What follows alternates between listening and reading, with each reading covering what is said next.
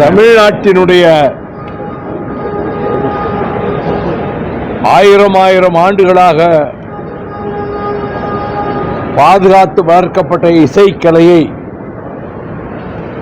21ஆம் நூற்றாண்டுக்கு அறிமுகப்படுத்துகின்ற வகையில் கடந்த ஆண்டு 2025 லிடியன் நாதஸ்வரம் அவர்கள் பிறந்த நாளாகிய செப்டம்பர் 6 வள்ளுவர் கோட்டத்தில் 1330 அருங்குரட்பாக்களுக்கும் இசைக்கருவிகளால் இசையமைத்து இசையும் அதனுடைய குரலின் பொருளையும் சொல்லி ஒரு மாபெரும் சாதனையை நிகழ்த்தினார்.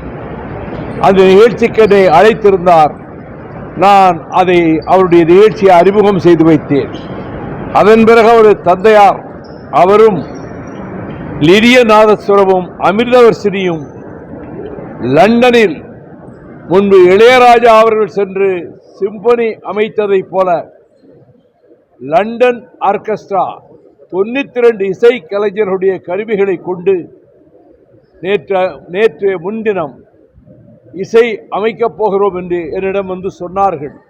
நான் உடனே மாண்புமிகு அமைச்சர் அவர்கள் ராஜ்மோகன் அவர்களிடம் தமிழக அரசு கௌரவிக்க வேண்டும், ஒரு மாபெரும் இசை சாதனையை படைத்திருக்கிற ஒரு தமிழனை, மிக குறைந்த வயதிலான இந்த இளைஞரை தமிழ்நாடு அரசு சார்பிலே நீங்கள் கௌரவிக்க வேண்டும் என்று நான் கேட்டுக்கொண்டேன்.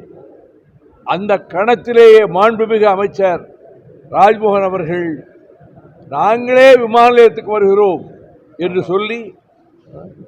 சொல்லி மாண்புமிகு அமைச்சர் வன்னியரசு அவர்களையும் அழைத்து கொண்டு வந்து வைகரையிலேயே புறப்பட்டு பொழுது விடுவதற்குள்ளாக விமான நிலையத்திற்கு வந்து இந்த அமைச்சரவையின் சார்பிலே வரவேற்றதற்கு தமிழக மக்கள் சார்பில், இசைக்கலைஞர்களினுடைய ரசிகர்கள் சார்பில் 2 அமைச்சர்களுக்கும் நான் நன்றி தெரிவித்துக் கொள்கிறேன்.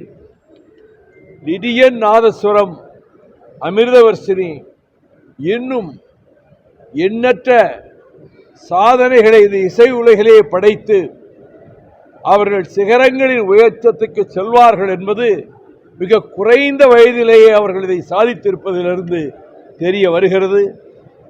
இசை தமிழனுடைய வாழ்வோடு கலந்தது.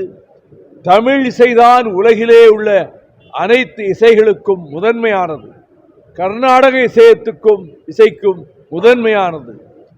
செட்டிநாட்டரசர் ராசாசர் அண்ணாமலை செட்டியார் அவர்கள் அதனால்தான் தமிழிசை சங்கம் அமைத்து அதற்கு பேரறிஞர் அண்ணா அவர்கள், கல்கி அவர்கள் எல்லோரும் ஆதரவு கொடுத்து அது வளர்க்கப்பட்டது. நம்முடைய அனைவரின் பாராட்டுக்குரிய லிடியன் நாதஸ்வரம் அவருடைய இந்த சாதனையை, அவருக்கு கிடைத்த அனுபவத்தை, லண்டனிலே அவர் நிகழ்த்திய அந்த இசை நிகழ்ச்சியை பற்றி இங்கே செய்தியாளர்கள், தொலைக்காட்சி நண்பர்களிடத்திலே அவரே அதை எடுத்து சொல்வார்.